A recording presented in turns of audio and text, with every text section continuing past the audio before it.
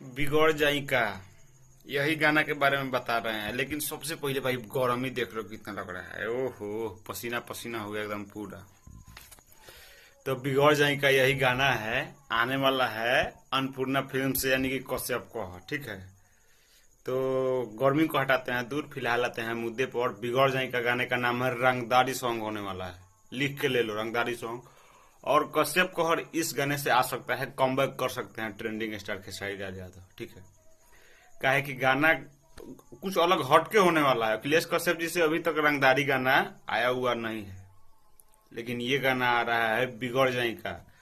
खेसारी लाल और शिल्पी राज ने इस गाने को गाया हुआ है। गाना अखिलेश कश्यप लिखे हुए हैं और प्रिंस, मास्टर प्रिंस का म्यूजिक है। इसमें आर्या शर्मा जी का इस समय अभी अलग अलग कर दिया गया है, लेकिन मास्टर प्रिंस जी का म्यूजिक है। और इस वीडियो में जो एक्ट्रेस काम की हुई है, जो बहुत पहले बोल रही थी, शुरुआत कराते हैं वही खेसारिये जी, लेकिन क्या करिएगा, कुछ कुछ है सब ऐसा ऐसा आदमी की दाल रोटी चलने के लिए कुछ कुछ बोल देता है लोग। लेकिन क्वीन शालिनी इस वीडियो में काम की हुई है।